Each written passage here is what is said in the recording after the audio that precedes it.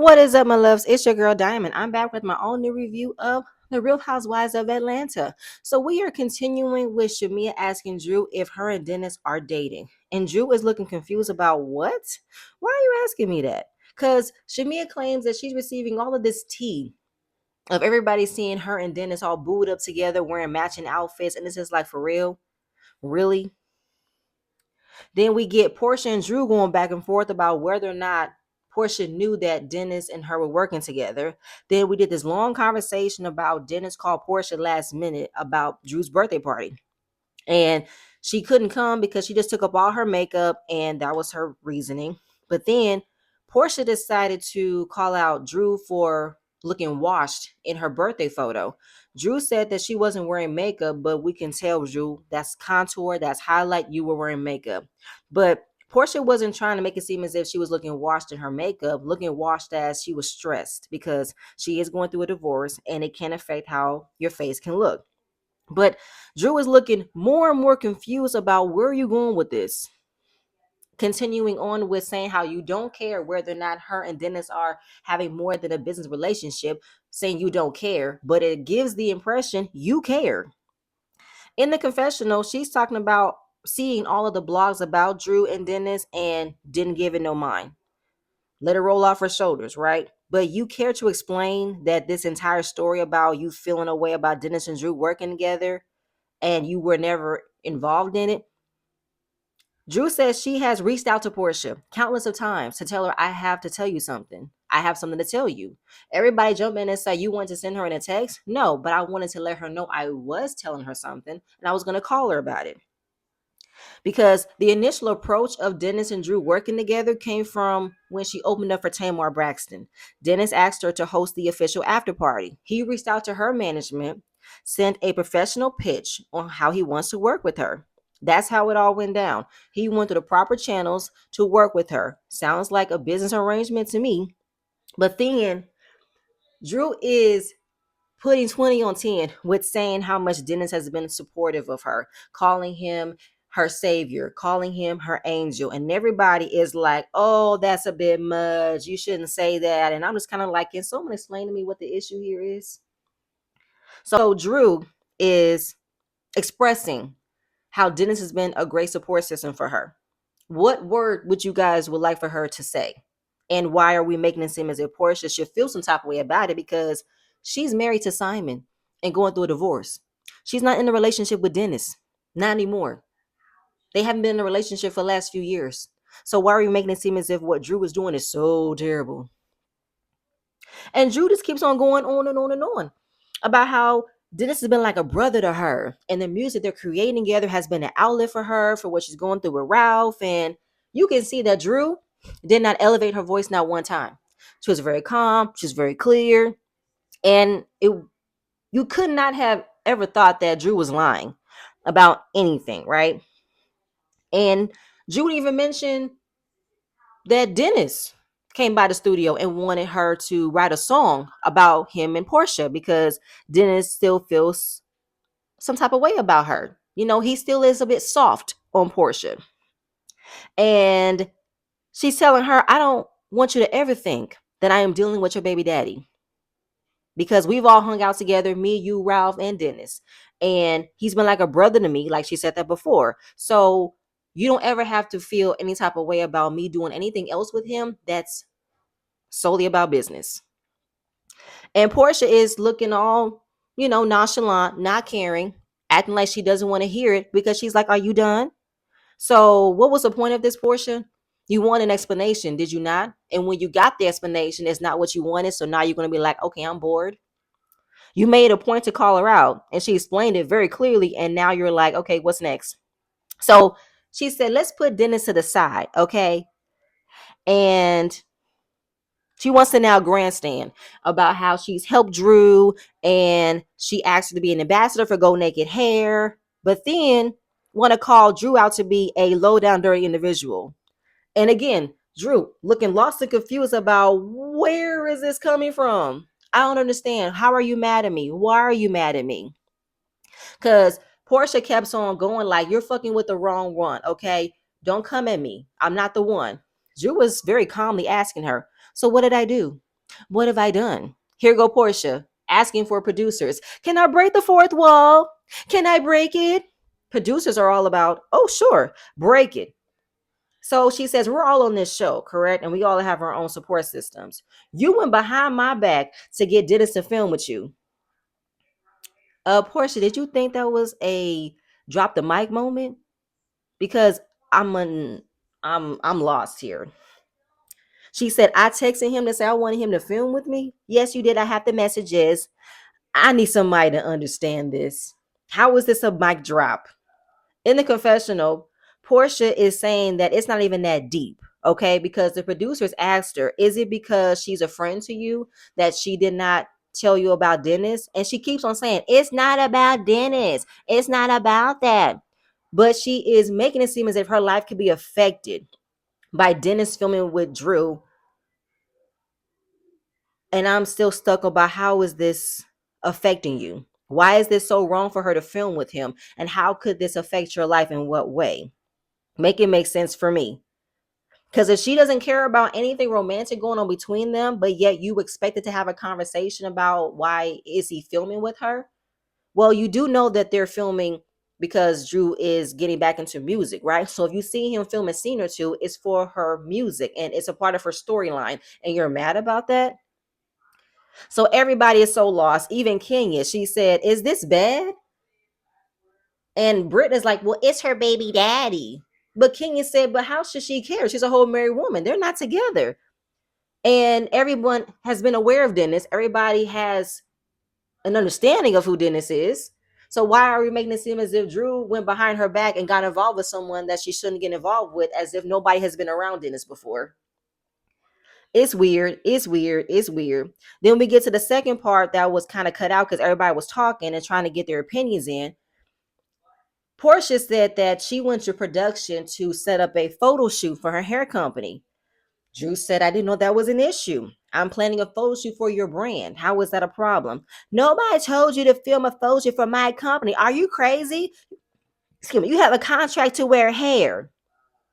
And I'm pretty sure that if it's a photo shoot that doesn't have anything to do with Go Naked Hair, she can still tag it in as far as promotion because Drew also sets up photo shoots for her own brand as well.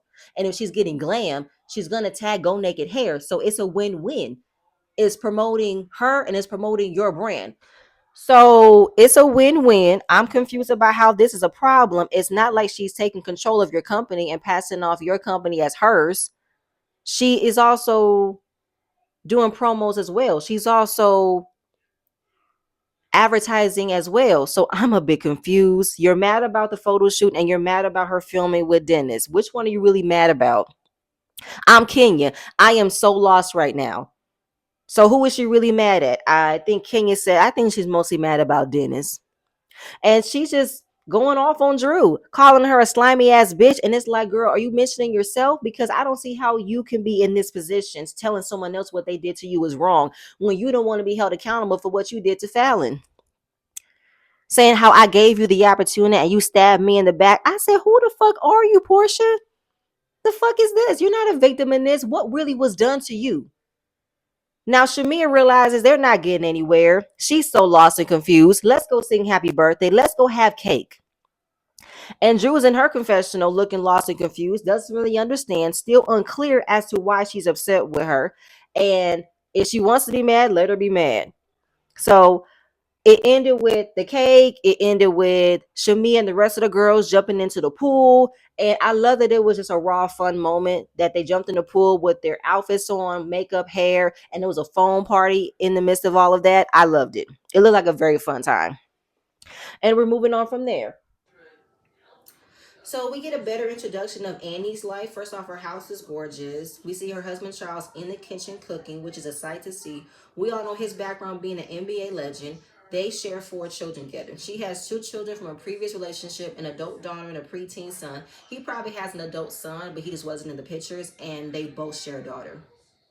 They met one time at a party, exchanged numbers, and then she has not heard from him in 10 years, and then they ended up sharing the same condominium together. It was a clear sign that they were meant to be together. She owns a finance consulting company. She's a self-made millionaire. She purchased 5 properties that she is currently renovating and getting them prepared to be sold. And she wants to make sure all the hard work she put in does not go to waste. I love the ownership. I love how she is in that confidence of being a woman who did it on her own. And Charles is very blunt. Just like Andy said in the first episode, he's going to tell it like it is no matter how you receive it. Because when she was talking to her daughter about what took place at Shamia's party, she gave kudos to Shamia's house, how gorgeous it was. And Charles is making noises in the background, slamming cabinets everywhere, grabbing pots and pans, just doing the most, right? Especially when it came down to Annie getting excited about Shamia receiving a brand new car. And he's like, don't give me any ideas. I'm not getting nothing for you. And he's also checking her about talking about the party. Like, why do you care? Why are you discussing the mess? Don't be a follower, be a leader, okay? Just talk about how fun the party was. Don't bring up the mess. And it's like, oh shit. What do you expect for her to do? How did you expect for your wife to be a part of a show where it's not just about the good things, it's about the messy things too? Like, how did you feel about getting mic'd up and having camera crews in your home? So then she gives off her understanding of saying she understands both sides of knowing how Porsha feels a way about her working with Dennis and how Drew did not having any ill intentions of working with Dennis. And Charles busts her bubble by saying, what you care about that? Though why should that be an issue? You worked with your ex-boyfriend at one time too. You think I care about that? I didn't. Why is that a big deal? Why is that something you need to talk about? You got to really be careful when it comes to engaging in conversations with him, because I do see that Charles can appear to be a great dude. I mean, obviously he cooks, he cleans, he wants things to be handled in a certain way. That's a good thing, that's a good quality. But at the same time, there's another side of it. He has this type of personality where he doesn't give a fuck about how the way he talks to you is an issue. He'll say it like it is. He don't care how you receive it, and you're just going to go along with it. And I think that's what Annie has been choosing her battles wisely, or that's what we're going to see, how she's going to choose her battles wisely and engaging in these types of conversations with him. But, oh Lord, then when it came down to asking him how would he feel if he wanted to work with any of the women on the show, he said, why would I work with one of these lames? I don't want to work with these lames. I said, shit. Damn, he really don't care. But we're going to move on from that. So now we get the scene with Porsha and Kenya. They're having a lunch date. We all saw these pictures all over social media in regards to them filming. And production is so shady and messy. So Kenya and Porsha both pulled up in their Rolls Royce. Kenya was the first to pop up, and it said Kenya's Rolls Royce purchased in 2022. Then when Porsha pulled up, it was Porscha's Rolls Royce gifted by Simon in 2022. I feel like y'all are playing on the difference about how who has it and who don't have it, because we all know Kenya's Rolls Royce is bought and paid for. I'm not sure how Simon got the Rolls Royce for Porsha. Don't know if it's rented or leased. Don't know.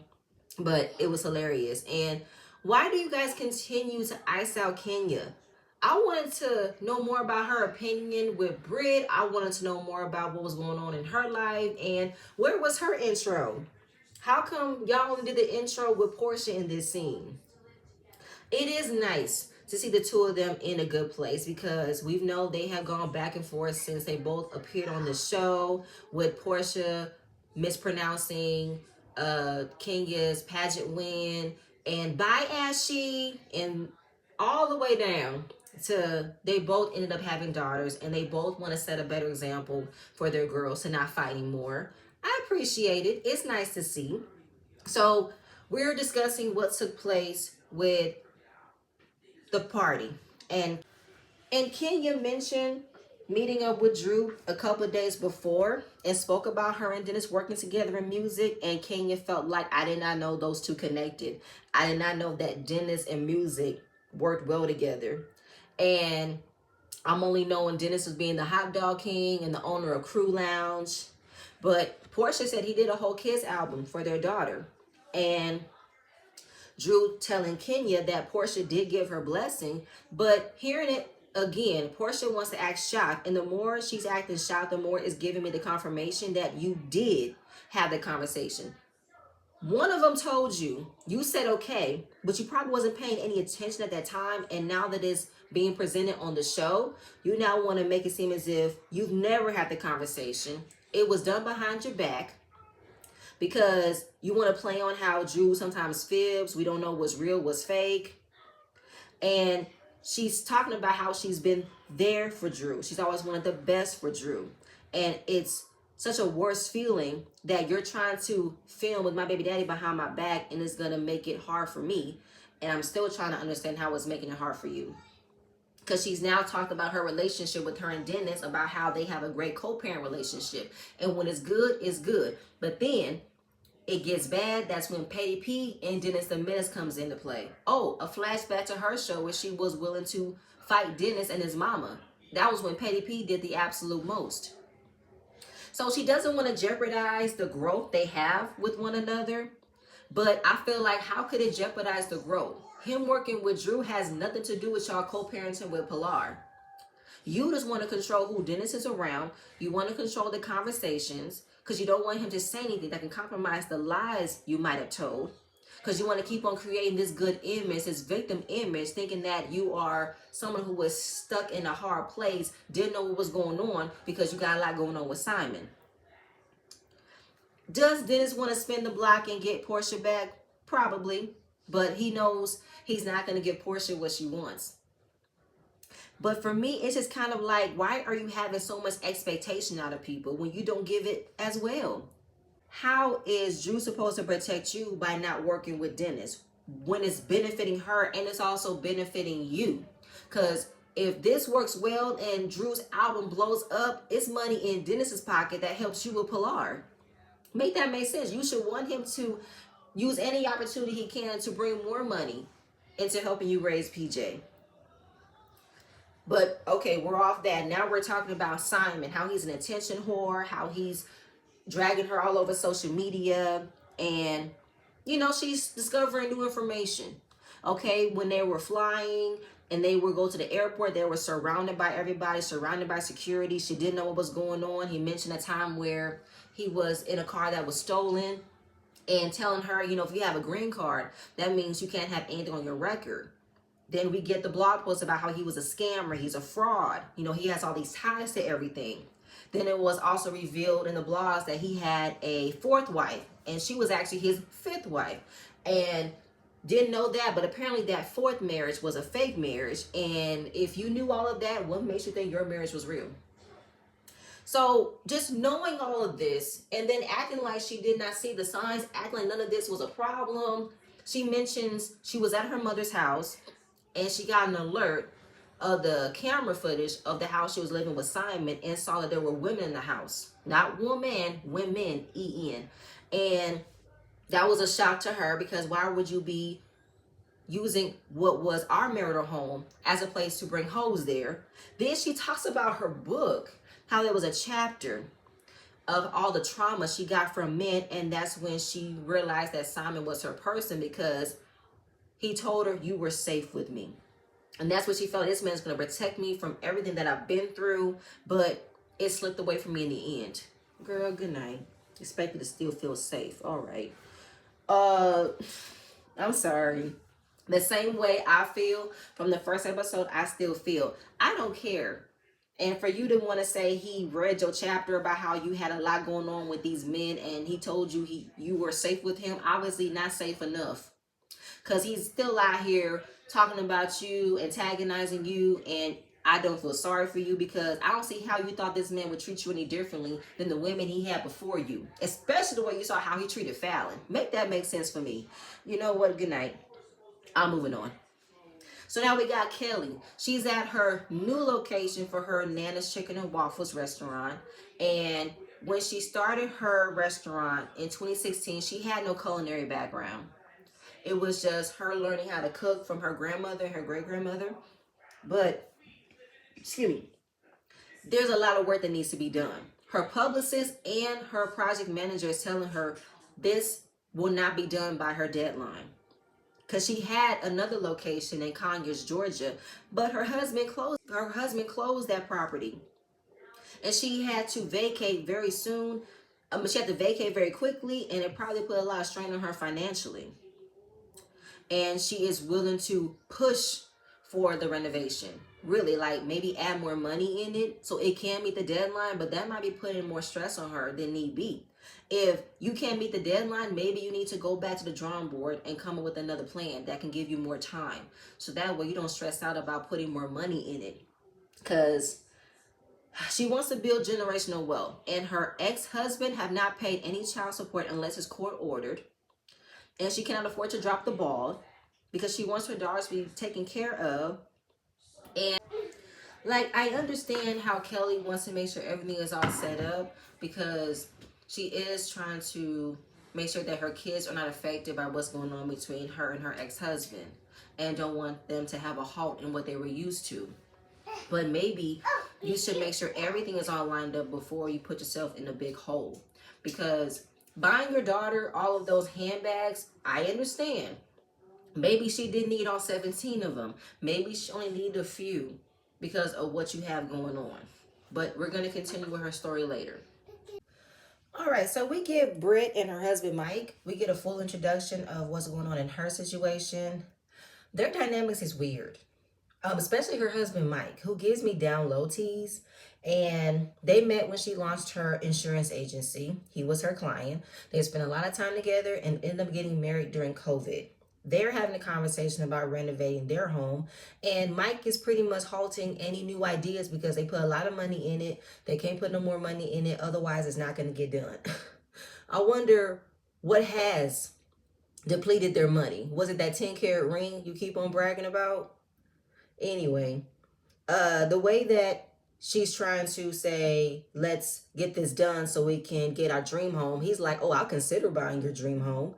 Either Mike is not comfortable in front of the cameras, or he just doesn't want to talk about anything at all with her, or doesn't want to be anywhere near her, because that's the energy it's giving me. Like, he really doesn't want nothing to do with her right now. And this is also the year that they're going to try to have a baby. I was wondering if Britt had any children. And in the midst of her trying to have a baby, she also wants her mom to sell her home so that way her mom could be a live-in nanny for her. And the reason why she got into the investment business, insurance business, is because her father stressed about how it means much. The reason why she got into the insurance business because her father stressed about how important it was of being your own boss. So it flashes back to the beginning of her insurance business, and it was to put out there that nobody gave me my business. I built my business. And they have a difference of how things should be set up. Britt likes to plan things out in a routine, and Mike is like, let's just stick it to the wall. You know what I'm saying? Throw it against the wall and see if it sticks. Okay, he really has no care or thought of how to really go about it. Okay, especially when it comes to the baby. Her mom was losing hope because her mom ends up walking in to hear the conversation about how they're planning to have a baby. The mom says finally. Mike says allegedly. It's like, how long has it been since I had this conversation about whether or not Britt is going to get pregnant? And obviously they're losing hope and doesn't even want to bother her with the idea. Because Mike has a teenage son who's 15 and he wants to experience what it's like being a girl dad. Okay. And they're are going to do IVF so they can choose the gender.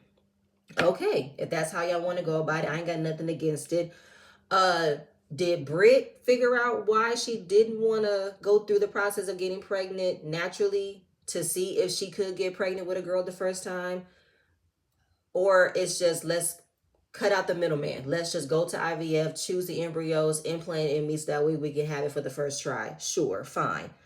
When they left, her mom and Britt to go to the sauna, she's just going back and forth with Mike about letting her know when he's leaving. And when she said, I love you, he's like, love is important. I was through. I'm like, what is this? I don't get it. And their dynamics is so weird. How long they been together? Yes, since 2020? Oh, wow. Okay, we're going to get more.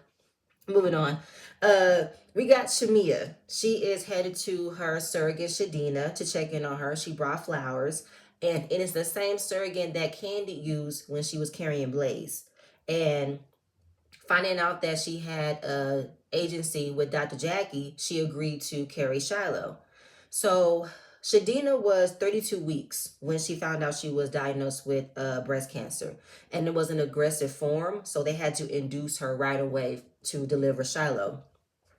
And wondering, when was it detected? Was it during the hormones that was occurring when she was carrying Shiloh?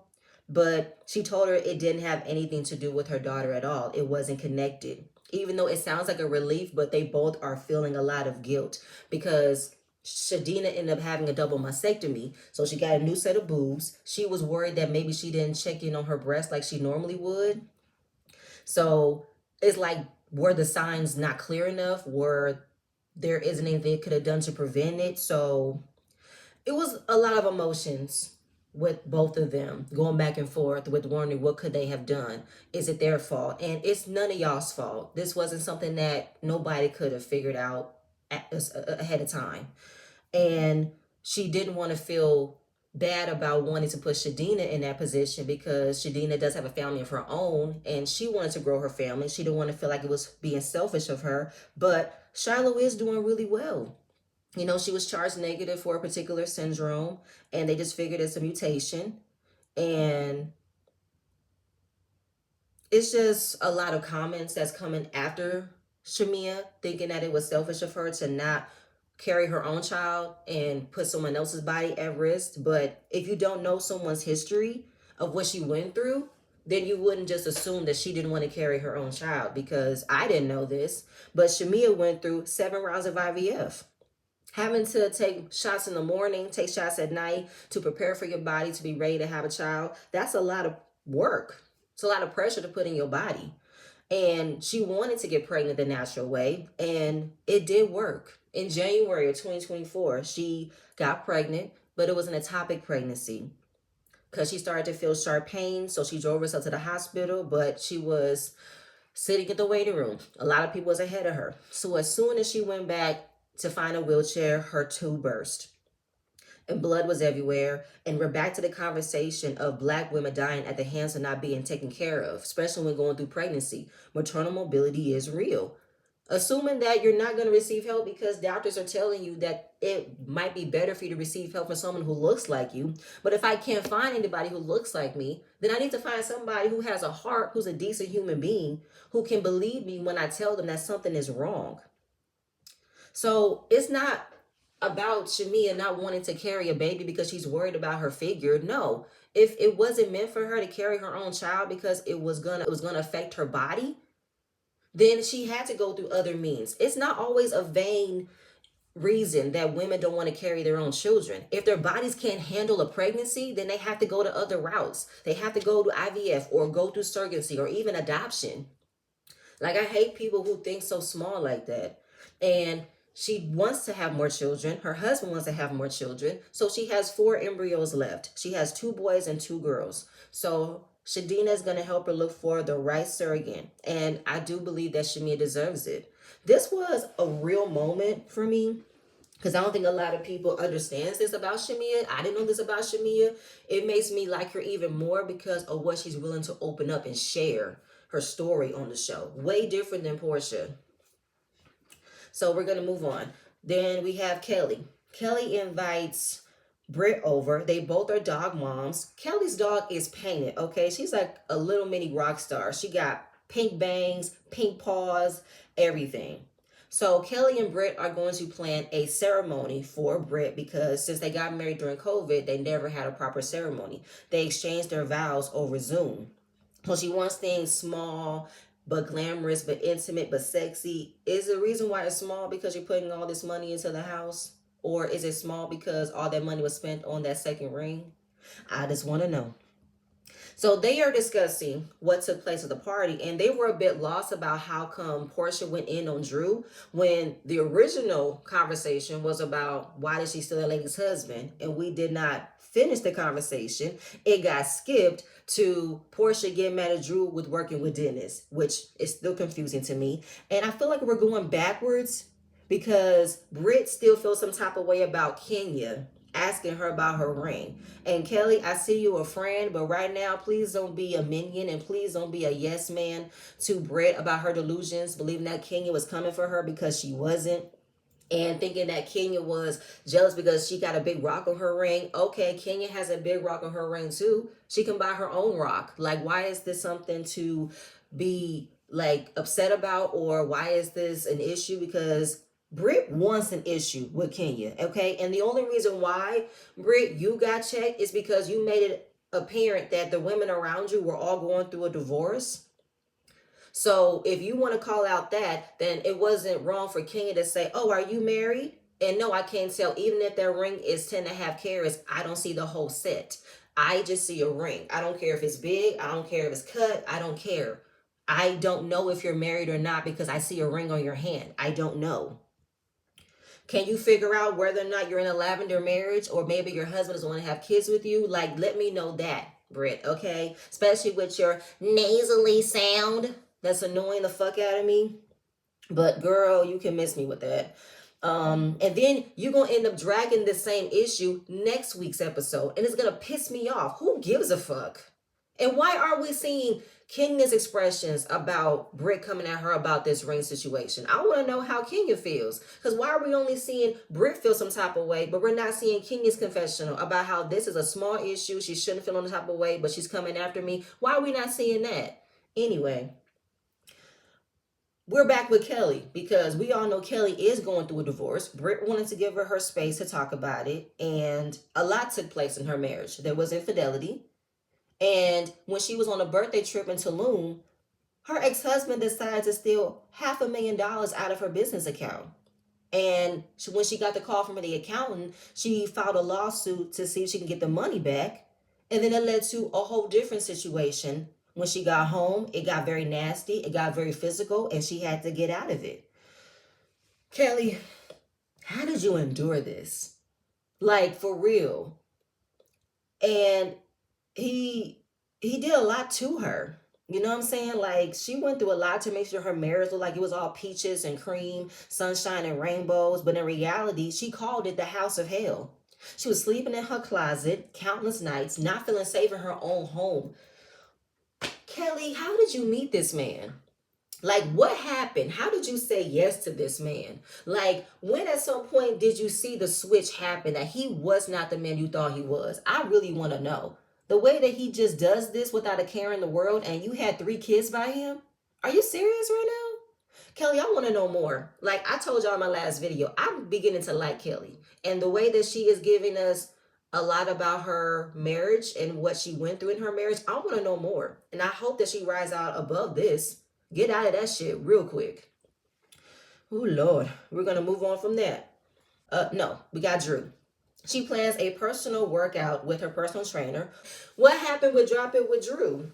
Was that your idea or was that Rouse's idea? Do you have connections? Are you guys partners with the Drop It with Drew situation? I just want to know. We got Angela's coming with her. Her and Drew have known each other for 3 years. And Porsha, Shamia, and Drew have all been in a group chat for a number of years. So hopefully what took place at Shamia's party can be handled and rested. So Drew discussed the party and how it turned out with Porsha coming at her about working with Dennis, and Angela asked the same question about, of all the people who you know are producers in Atlanta, why did you settle for Dennis? Well, we all know Drew's background. She has worked with legends. She has been a part of a lot of labels, but her music has never reached a certain level. And when Dennis wanted to come with the only offer at hand, she took at it, which I don't think it was anything wrong with that. And as far as wondering if Porsha was going to be okay with it, if she had that conversation with Porsha and Porsha told her the opposite, she would have had to reevaluate.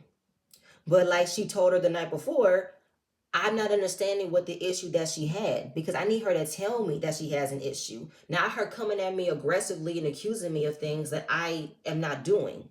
Because Dennis has always been an advocate for me and Route when we were going through our issues. And as far as this is how long they've been separated, they've never separated before. They've had loud arguments, but when it came down to him being moved out of the bedroom, that's when it became real. And the divorce they're going through has been a war. And she just breaks down crying. which is why she's been buried in the studio, putting all her heart and soul into her music. Because when she starts talking, everything comes out. And she said, I'm not out to hurt anybody. I'm just trying to make sure me and my kids are good. Because going through what I went through in my marriage, I put my husband before me. And Drew has also been a victim of her husband taking large sums of money from her account, because that's what Ralph just did. He's taking large sums of money from her account. He wants percentages out of her businesses. He wants alimony, and he wants child support. Mr. Ed Care Ralph, Mr. Troll living in the basement. Are you fucking kidding me? Aren't you Mr. IT? Ain't you Mr. Fortune 500? You ain't got no accolades. You ain't got nothing to advocate on to help you get settled. You need to take Drew's money? Are you for real right now? I knew it. When he wanted the credit of writing that song that they did last season, I'm like, he's trying to capitalize off of her name, because obviously Drew was the name before we know about Ralph. He's trying to build his reputation up by attaching himself to her. That's some crazy shit there. Nigga, you don't know how to take care of yourself without you trying to milk Drew out of her money? The fuck? Oh no, absolutely not. Absolutely not. I hope that Drew has everything put in place to make sure he doesn't get a dime out of her money. Shall take him for what he has. The fuck? Anyway, that pissed me off with that shit right there. Shamia comes and she says she doesn't want to get in the middle of Porsha and Drew's issues because it doesn't have anything to do with her. And it's about Dennis, but Dennis is not even a part of it. Cool, Shamia. I'm happy you know that this is between the two of them. So if you're coming in, please come in neutral. And like, don't come in being Porsha's mouthpiece and not understanding how this can make Drew feel. That's where I'm trying to say. And Drew was just putting all of her energy into working out because she wants to be stage ready. Shamia's asking her, are you doing an EP or are you doing a full album? Actually, Drew's album did just drop today. Kudos to Drew. I cannot wait to give a full listen. She said they have about over 30 records done. And it's just, uncomfortable for Shamia to hear about her and Dennis working together. And Dennis has advocated for her and Ralph to come together. He has told Ralph about our business dealings, and Ralph has gave him his blessing. So if Ralph got the blessing, then it's a 9 times out of 10 understanding that Porsha gave them her blessing. And Angela out of nowhere just asked Shamia, why did you say that? Where did that come from? I mean, you blurted out that she's fucking Dennis or she's dating Dennis. Like, why did you ask that? Shamia said she did it because of the rumors. Did you ask her for yourself or did you ask her for Porsha? Shamia said she asked for herself, but I really don't believe you, Shamia. Do you really care that Dennis is working with Drew? Because you know Drew as well as Porsha knows her. You really think Drew would do this as a way to spite Porsha, as a way to act as this is a betrayal? Like, for real? And Shamia's a bit taken back about all this energy that Andy has given her, because who knew she could speak? I didn't know you had a voice, but Angela is trying to come in defense of Drew because she doesn't see this as an issue that Porsha should have. And it became a back and forth because Shamia wanted to talk about a conversation she had with Porsha before the party. Angela cussed her off by saying, I ain't talking about that. I don't want to hear about your one-on-one. I want to talk about what led to the party. Because I think that when you saw that your friend was in the hot seat over something that she did, you twist up the conversation to give her a leg up so she doesn't look like the fool hot seat. She doesn't have the ability to put someone else in the hot seat. But again, a lot of back and forth. And Angela, like, you're coming off as Porsha's assistant. Because she's like, you coming in hot. And it's like a back and forth. But for me, I wasn't mad at Angela for checking Shamia in that aspect. Because Shamia, what was the purpose of you asking this?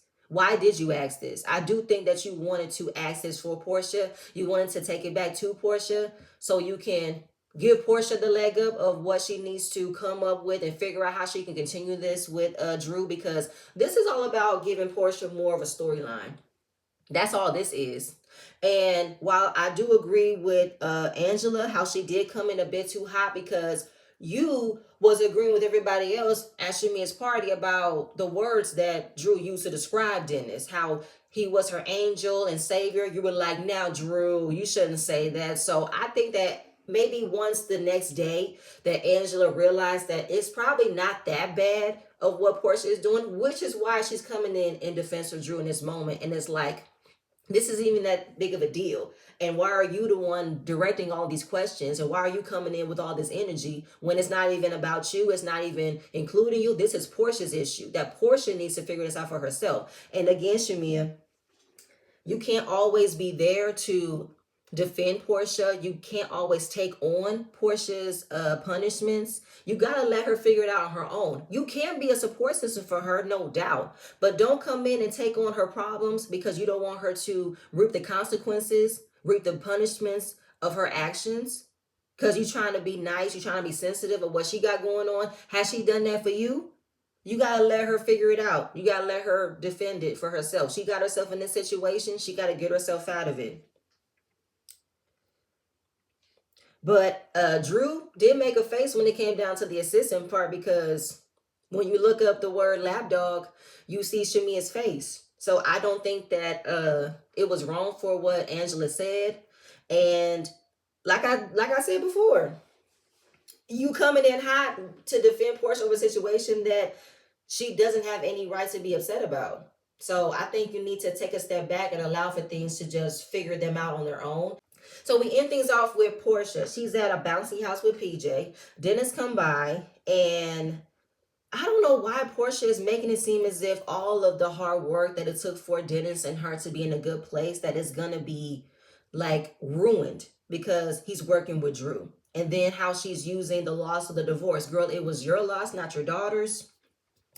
And Portia just lied on Drew. And I mean lied. For me, it gave me the energy she Regina Georged her. And when I say that, I mean she wanted to paint it as if Drew is saying a whole different type of situation is happening between her and Dennis. That's not just business because of the word Jesus and Savior.